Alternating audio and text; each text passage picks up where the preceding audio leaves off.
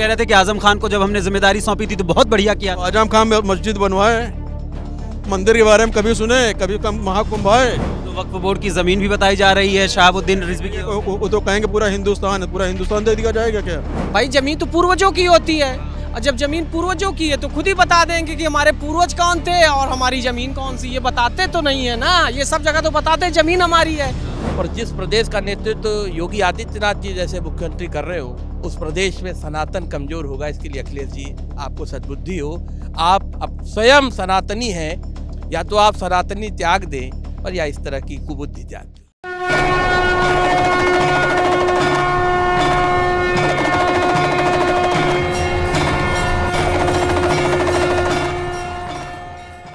संगम नगरी प्रयागराज, जहां पर 12 वर्षों के बाद महाकुंभ का आयोजन होता है और 6 वर्षों के पश्चात कुंभ का आयोजन होता है, यानी अर्धकुंभ। 2019 में अर्धकुंभ लगा था और उसके 6 साल बाद यानी अब 2025 में महाकुंभ का आयोजन किया जा रहा है। और महाकुंभ का पहला इससे पूर्व का आयोजन 2013 में किया गया था।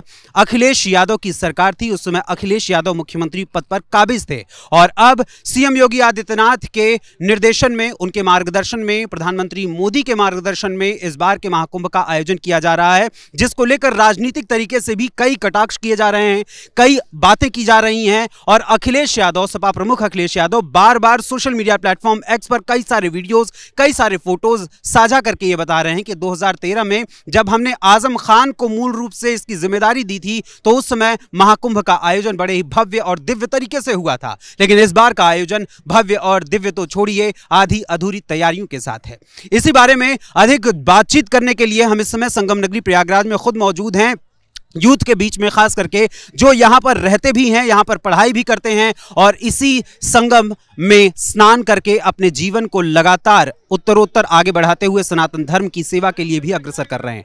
आपका नाम? मयंक मिश्रा। मेरा नाम मयंक मिश्रा है। मयंक, आपको क्या लगता है कि जिस तरीके से इस बार का आयोजन किया जा रहा है वो कैसा है एक यूथ के तौर पे? आप पहले बताइए। यूथ के तौर पर ये बहुत अच्छा है। ये मतलब क्या नाम है, एक सनातन धर्म का प्रचार है और क्या नाम है, प्रयागराज की धरती इसीलिए फेमस है। यहाँ संगम का मेला लगता है और ये 12 वर्षों बाद जो है महाकुंभ लग रहा है 2019 में। मैं ये जानना चाहता हूँ कि जो इस बार का आयोजन किया जा रहा है उस आयोजन को लेकर आपका क्या मानना है? अखिलेश यादव बार बार ये कह रहे हैं कि भाई इस बार का आयोजन जो है वो आधा अधूरा है। आपको क्या लगता है, क्या आधा अधूरा है या पूर्णता की ओर बढ़ रहा है? नहीं, ये तो राजनीतिक बात हो जाएगी, लेकिन अपने जगह पे महाकुंभ की तरीके से है। महाकुंभ बहुत अच्छा है। मैं अर्ध महाकुंभ में आया था, उससे बढ़िया अर्ध महाकुंभ में मैं आया हूँ। तो हाँ, 2019 में आया था, तो महाकुंभ उससे लाख गुना बेहतर है। बहुत अच्छी व्यवस्था की गई है। यहाँ पर जो है 40 करोड़ आएंगे। बिल्कुल, 40 से 45 करोड़ लोग आएंगे। बिल्कुल, व्यवस्था तो बहुत अच्छे तरीके से की गई और जो बची हुई व्यवस्थाएं उस पर भी की जा रही हैं। आपका नाम? मैं प्रशांत पाठक हूँ, रीवा जिले से आता हूँ, भारतीय जनता पार्टी किसान मोर्चे का जिला अध्यक्ष हूँ। प्रशांत जी, चूंकि आप खुद राजनीतिक पार्टी से जुड़े हुए हैं और राजनीतिक दल का जो अब भारतीय जनता पार्टी इस समय सत्ता में यूपी में काबिज है और केंद्र में भी मोदी सरकार है, अब इस बार के आयोजन को लेकर जो बार बार विपक्ष की ओर से तमाम दावे किए जा रहे हैं और तमाम कटाक्ष किया जा रहा है और बार बार हिंदुओं को विभिन्न जातियों में बटा हुआ ही दिखाया जा रहा है, उसको लेकर आपका क्या मानना है, खास करके अखिलेश यादव के संदर्भ में? पहली बात तो ये आयोजन अद्भुत है जी।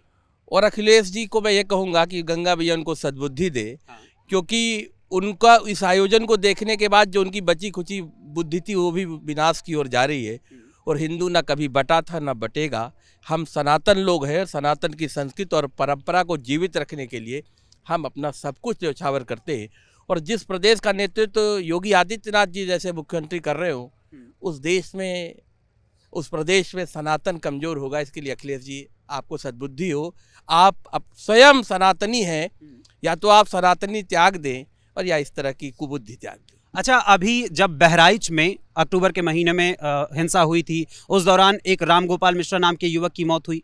उसके बाद फिर अभी पिछले ही महीने 23 नवंबर को जब चुनाव के परिणाम आ गए, उसके अगले ही दिन 24 नवंबर को संभल में हिंसा हुई, उसमें 5 लोगों की मौत हुई। तो अखिलेश यादव वहां पर 5-5 लाख रुपए बांटने के लिए अपने डेलीगेशन को भेज चुके और उसके बाद डेलीगेशन ने 5-5 लाख रुपए बांटे। और लेकिन बहराइच हिंसा में मारे गए रामगोपाल मिश्रा के लिए वो ये उसको सलाह दे रहे थे कि हिंदू का जो रथ यात्रा थी, जो मूर्ति विसर्जन के लिए मूर्तियां जाने वाली थी, उन्हें मुस्लिम तबके के इलाके से गुजरना ही नहीं चाहिए था। उसके बारे में आपका क्या कहना है?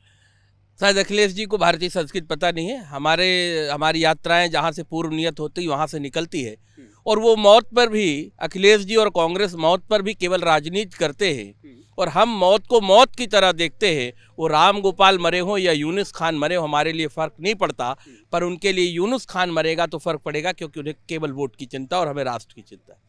अच्छा, आपका नाम क्या है? आकर्षण गुप्ता। आपके अनुसार क्या लगता है कि जिस तरीके से अभी बहुत अच्छा प्रोग्राम यहाँ पे हो रहा है, अब इस तरीके से आया हूँ, ये देखिए सबको लिए हूँ, बहुत बढ़िया लग रहा, बहुत अच्छा लग रहा, आप लोग से मिलके बहुत खुशी हुई। ये जो जमीन है जहाँ पर ये महाकुंभ का आयोजन किया जा रहा है, उस महाकुंभ की जमीन को बताया जा रहा है कि ये वक्फ बोर्ड की जमीन है। ऐसा कुछ नहीं है साहब, ऐसा कुछ नहीं है, राजनीति में कुछ नहीं कहेंगे, लेकिन ऐसा कुछ नहीं है। तो आप बताइए तो सही। ये जो आपका नाम? मेरा नाम सूरज कुमार है। सूरज कुमार, जो ये जमीन बताई जा रही है कि वक्फ बोर्ड की बताई जा रही है, सालों से यहाँ पर लगातार किया जा रहा है आयोजन, क्या लगता है आपको? ये बताएं ना कि ये है कौन, ये बताएं कि हमारे पिता कौन है, तो पता चल जाएगा कि जमीन किसकी है। भाई जमीन तो पूर्वजों की होती है, और जब जमीन पूर्वजों की है तो खुद ही बता देंगे कि हमारे पूर्वज कौन थे और हमारी जमीन कौन सी। ये बताते तो नहीं है ना, ये सब जगह तो बताते जमीन हमारी है, पर ये जमीन है किसकी, अपने पूर्वज का नाम तो बताएं। भाई जब नाम बताओगे तभी तो पता चलेगा। आप नाम भी नहीं बताते हो और बताते हो हमारा, अरे आपका पूरा भारत है, पहले आप बताओ तो आप हो कौन, आपके पिता कौन थे, आपके परदादा कौन थे, आपके पूर्वज उससे ज्यादा कौन थे, भाई बताओ तो कोई बताता नहीं। बिल्कुल, अपने इतिहास को जानना जरूरी है। आपका नाम क्या है? जी, हमारा नाम आचार्य वेदांत शास्त्री जी है। जी बताइए। वेदांत जी, मैं आपसे जानना चाहूंगा कि जिस तरीके से राजनीतिक रूप से एक पूरे महाकुंभ को देखा जा रहा है, उसके पहले एक छोटी सी राजनीति और खेली गई थी जिसको व्यापक रूप देने का प्रयास किया गया था। बाबा साहेब डॉक्टर भीमराव अंबेडकर के नाम पर पूरी तरीके से एक ऐसा प्रचार करने की कोशिश की गई थी कि बाबा साहेब के नाम पर केवल और केवल लोगों को ठगा जा रहा है। इसको लेकर आप क्या सोचते हैं महाकुंभ की इस नगरी में? सर देखिए, बाबा साहब भीमराव अंबेडकर को लेकर के हम यही कहेंगे कि हाँ, उनके प्रति जो विचारधाराएं लोगों की हैं वो बहुत ही उच्च स्तर की हैं, परंतु अभी यहाँ पर हम धार्मिक चीज़ों को लेकर के यदि हम देखें यहाँ पर, तो जो चीज़ें हैं ठीक है, उचित है, पर इसमें राजनीति करना उचित नहीं है।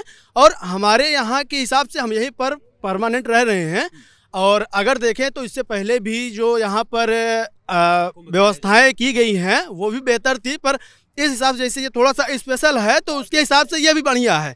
पर इसमें ये कहा जाए कि कोई अन्य पार्टी आकर के कोई पार्टी से संबंधित बात हो कि हाँ ये जैसे कि ज़मीन है या कुछ भी है, हालांकि ये जिसकी भी है, पर ठीक है, व्यवस्थाएं अच्छी हैं, यहाँ पर सब चीज़ें देखी जा रही हैं, व्यवस्थाएं बढ़िया है।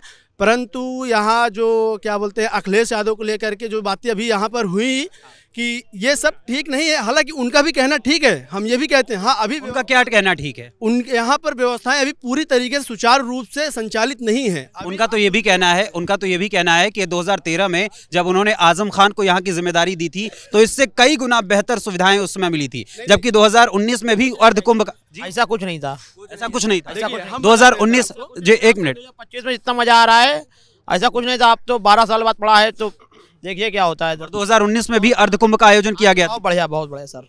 सर देखिए, अब आप जैसे कह रहे हैं कि 2013 में हाँ उनके हिसाब से सही रहा होगा, पर अभी के हिसाब से अगर देखा जाए तो 2019 में जो रहा है उससे भी बेहतर ये है। बिल्कुल। आगे आप लोग को क्या लगता है कि जो इस बार का महाकुंभ का आयोजन किया गया है वो 2013 के महाकुंभ से बेहतर है या 2019 में और बेहतर? जो प्रेजेंट टाइम पे है मेरे हिसाब से ये बहुत बढ़िया है, क्योंकि नहीं देखो मेरे कहने मतलब आप यहाँ आप ऐसे जाएंगे ठीक है, राइट मुड़ेंगे, यहाँ पास लोग बैठते हैं ठीक है, उत्तराखंड से काफी दूर दूर से आए, तो मेरे कहने मतलब ये है उस बाबाओं से पूछिए जो मतलब कि जो बाल ब्रह्मचारी है कहीं ना मतलब जो अपने 7 वर्ष से लेकर अभी तक तपस्या कर रहे हैं, जिनकी आयु 82 साल है ठीक है, वो बताते हैं यहाँ क्या था, पहले क्या था, अब तक का। हम लोग मतलब आए थे बुकिंग के लिए, तो वहाँ मतलब अपनी बुकिंग की है ठीक है, वहाँ मतलब कि आए, हमने कहा नहा लिया जाए। यहाँ तो साधु संतों को लेकर भी कई सारे सवाल खड़े कर दिए जा रहे हैं विपक्ष की ओर से, खास करके अखिलेश यादव या AIM असदुद्दीन ओवैसी की ओर से या फिर अन्य विपक्षी दलों की ओर से। आपको क्या लगता है कि जिस तरीके से महाकुंभ के आयोजन से पहले राजनीति खेली जा रही है, क्या वो सही है आपके अनुसार? देखिए, मेरा नाम नीतीश यादव, मैं छात्र प्रतिनिधि इलाहाबाद विश्वविद्यालय। जहाँ तक मुझे लगता है कि किसी भी धार्मिक चीज़ों पे राजनीति नहीं होनी चाहिए, लेकिन अखिलेश यादव ने जो भी चीज़ें अपने बयान दिया है वो इस व्यवस्था को लेकर दिया है, कोई इस धार्मिक राजनीति नहीं कर रहे हैं वो। और मुझे लगता है कि परिवर्तन प्रकृति का नियम है, और जैसे जैसे समय गुजरता जाता है वैसे वैसे परिवर्तन आती जाती है, और समय के साथ हमारे पास टेक्नोलॉजी बढ़ती जाती है। जिस प्रकार से 2012 में महाकुंभ का आयोजन किया गया था, मुझे लगता है कि निश्चित तौर पर ये कहीं न कहीं ठीक आयोजन हुआ है।